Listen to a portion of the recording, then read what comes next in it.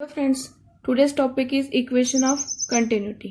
आता हे कंटिन्युटी हे इक्वेशन आहे रिलेटेड टू फ्लुइड. फ्लुइड जो आहे आपला स्ट्रीमलाइन फ्लो वगैरे किंवा स्टेडी फ्लो त्याच्याशी रिलेटेड कंटिन्युटीचं इक्वेशन म्हणजे काय, तर जर आपण ही डायग्राम बघितली टेक्स्टबुकमधली 2.30 स्टेडी फ्लो फ्लुइड आहे. आता ही जर आपण पाईप बघितली, पाईप आहे हा. आता इथे त्याचा जर क्रॉस सेक्शनल एरिया आपण विचारात घेतला तर इथला क्रॉस सेक्शनल एरिया आहे तो वेगळा आहे आणि जर आपण इथला एरिया क्रॉस सेक्शनल एरिया वगैरे बघितला तर हा चेंज होत गेलेला आहे. बघा इथे A2 आहे, इथे A1 आहे. म्हणजे आपल्याला इथे जॉमेट्रिकली जरी पाहिलं तरी हा चेंज जाणवतोय. आता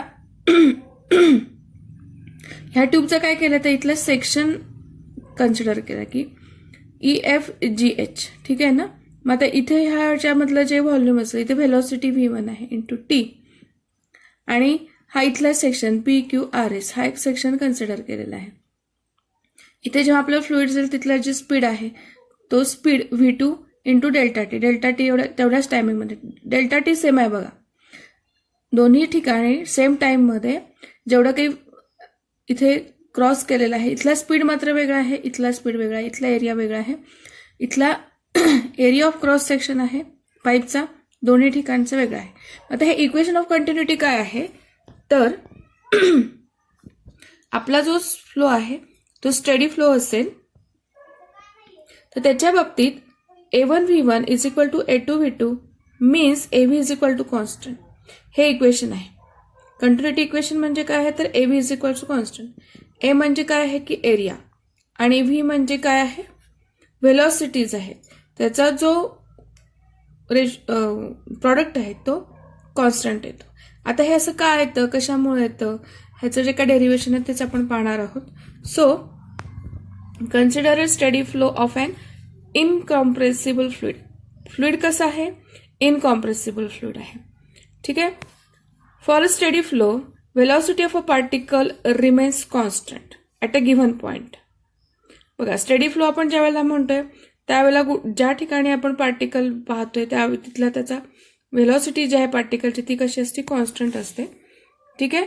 but it can vary from point to point. जी व्हेलॉसिटी ती व्हॅरी होऊ शकते. तर एक्झाम्पल काय कन्सिडर करायचे, consider a section A1 and A2. कुठलं आहे इथे डायग्राममध्ये आपण पाहिलेले आहेत आत्ता A1 आणि A2, ठीक आहे. हे सेक्शन आपण कन्सिडर करायचे.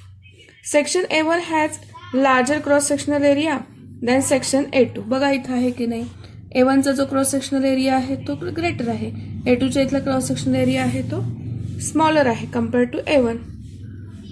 Late V1 and V2 be the velocities of the fluid at the sections A1 and A2. A1 हा सेक्शन आहे तिथली जी पार्टिकलची व्हेलॉसिटी आहे ती V1 आहे. A2 हा जो क्रॉस सेक्शनल एरिया आहे तिथून जे आपले पार्टिकल्स फ्लुइडचे पार्टिकल्स असे जाणार आहेत त्यांची जी व्हेलॉसिटी आहे ती V2 आहे. Now this is because particle has, आता व्हेलॉसिटीचा डिफरन्स आहे का, the particle has to move faster in the narrow section where there is less space. आता इथे क्रॉस सेक्शनल एरिया कमी झालाय, इथे स्पेस कमी आहे. मग या ठिकाणचे जे पार्टिकल्स आहेत त्यांचा स्पीड जास्त होतो कम्पॅरेटिव्हली इथल्या पार्टिकलचा स्पीड आहे तो कमी असतो. So to accommodate particles behind it hence its velocity increases. म्हणजे मागून येणारे जे पार्टिकल आहेत त्यांना त्यांची स्पेस पाहिजे असते, त्यामुळे आधीचे जे पार्टिकल आहेत त्यामुळे त्यांना त्यांचा स्पीड वाढवावा लागतो. So when a particle enters in a wider section मध्ये जेव्हा आपला पार्टिकल एंटर करतो it slows down because there is more space. Particle इथे मोठी जागा मिळते. So because the fluid is incompressible particles move faster through a narrow section and slow down while moving through a wider section.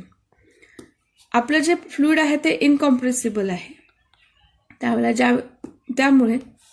जेव्हा आपलं fluid आहे wider सेक्शनमधनं move होते तेव्हा त्या पार्टिकलचा जो स्पीड आहे तो स्लो डाऊन होणार आहे. आणि जेव्हा त्या फ्लुइडचे पार्टिकल्स नॅरो सेक्शनमधनं particles move from the narrow section speed of the particles becomes faster one, म्हणजे त्यांचा फास्ट होणार आहे, ठीक आहे. मग हेच आपण इथे परत एकदा मी रिपीट करते. Because the fluid is incompressible particles move faster through narrow section. Narrow सेक्शनमधनं पार्टिकल्स आहेत ते फास्टर जाणार and slows down while moving through their wider section. ह्या वायडर सेक्शनमधनं जेव्हा जातील तेव्हा त्यांचा स्लो कसं असणार आहे, स्लो असणार आहे. So if the fluid does not move faster in narrow region. आता समजा ह्या नॅरो रिजनमधनं आपलं फ्लुइड आहे ते फास्ट मूव्ह नाही झालं, it will be compressed to fit into the narrow space. मागून आपले पार्टिकल्स येतच राहणार आहेत, मग ते इथे काय होणार आहे की इथे कॉम्प्रेस होईल. ठीक आहे. So consider a tube of a flow as shown in the figure. ही आपली ट्यूब आहे, ट्यूब ऑफ फ्लो आहे, ती कन्सिडर करायची. All the fluid that passes through a tube of flow must pass through any cross section that cuts the tube of the flow. काय सांगितलं इथे बघा, all the fluid that passes through the tube of flow must pass through any cross section. Cross section कसं आहे, that cuts the tube of flow. कुठलाही cross section तुम्ही इथे घेऊ शकता. ठीक आहे, ठीक आहे. We know that all the fluid is confine to the tube of flow. सगळ्याच्या सगळं फ्लुइड आहे ते ह्या ट्यूब ऑफ फ्लो मध्येच कन्फाईन झालेलं आहे. So fluid cannot leave the tube or enter the tube. दुसरं कुठलंही फ्लुइड आहे ते ह्याच्यात एंटर करू शकणार नाही किंवा ह्या ट्यूब ऑफ फ्लोमधलं फ्लुइड आहे ते बाहेर पण जाऊ शकणार नाही. नाव कन्सिडर A1 अँड A2. हा A1 आणि हा A2 आहे. Located at the points A and B. हा कुठला पॉईंट आहे, A, आणि हा पॉईंट आहे B respectively as shown in the figure 2.33. So matter is neither created not destroyed within the tube. हा आपला कॉन्झर्वेशनचा लॉ तर आहेच, पण इथे सुद्धा हा अप्लाय होतोय की मॅटर आपण ह्या ट्यूब ऑफ फ्लोमध्ये क्रिएट पण करू शकत नाही आणि डिस्ट्रॉय पण करू शकत नाही. And that matter is enclosed between sections A1 and A2. Therefore, mass of the fluid within this region is constant over the time. त्या रिजनमधला जे मास आहे फ्लुइडचं ते कसं असणार आहे, कॉन्स्टंट असणार आहे. Means if the mass m of the fluid enters the section A1. बघा, mass m of the fluid enters the section A1, then equal mass of the fluid should leave the section A2. म्हणजे A1 हा जो आपला section आहे त्याच्यामध्ये जेवढा मास enter करतोय तेवढाच मास A2 मधून बाहेर पडलं पाहिजे. So the latest speed of the fluid which crosses the section EFGH. EFGH कुठं आहे बघायचं आहे वरती. At a point A in time interval delta TB V1. Speed किती आहे तर V1 आहे. कुठला, EFG या सेक्शनमधला. Thus the volume of the fluid entering the tube through cross section at point A. Volume is equal to काय असणार आहे, डेन्सिटी इंटू A1 V1. बघा, एरिया इंटू व्हॉल्यूम आहे. So the volume of the fluid entering the tube through the cross section at the point is equal to rho into A1 into V1 into delta T. rho म्हणजे density आहे आपल्या फ्लुइडची, A1 म्हणजे cross sectional area आहे, V1 आहे तो speed आहे त्या पॉईंटला, आणि डेल्टा T म्हणजे काय आहे तर टाइम, की जेवढ्या वेळेमध्ये एवढं मटेरियल आपलं मॅटर आहे ते त्यानं क्रॉस केलेलं आहे तेवढं volume. Similarly let the speed of the fluid be V2 at point B. बीच्या इथला जो स्पीड आहे तो V2 आहे. The fluid crosses the section PQRS. PQRS बघा म्हणजे हा इथला येणार आहे PQRS of area A2 in the time interval delta T.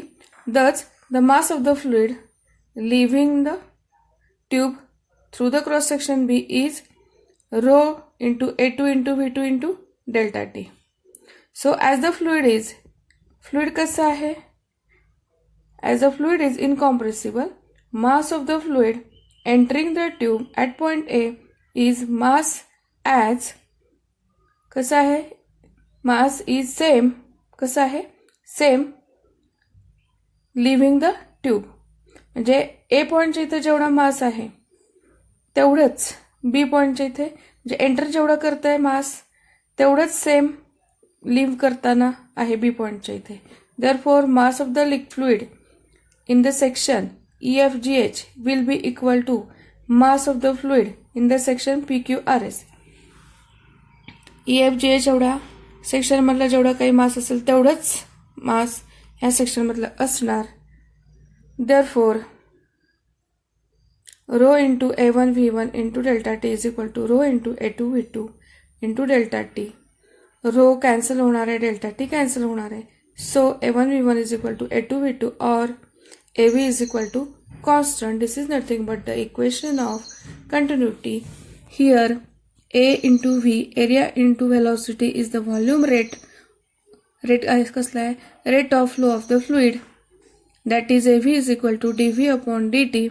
The quantity dV by dt is volume of a fluid per unit time. काय आहे हा? Volume of a fluid per unit time passing through any cross section of the tube of the flow, and it is called as the volume flux. काय म्हणायचं त्याला? Volume flux. Similarly, rho dV by dt is equal to dm upon dt. It is called as a mass flux. काय म्हणायचं त्याला? Mass flux. Equation 2.40. 2.40 म्हणजे हे equation. हे A is equal to constant. So equation 2.40 is called as the equation of continuity in the fluid dynamics. The continuity equation says that volume rate of flow of an incompressible fluid for a steady flow is the same throughout the flow. हे equation आपल्याला काय सांगतं की जो volume rate आहे, volume rate कसला आहे?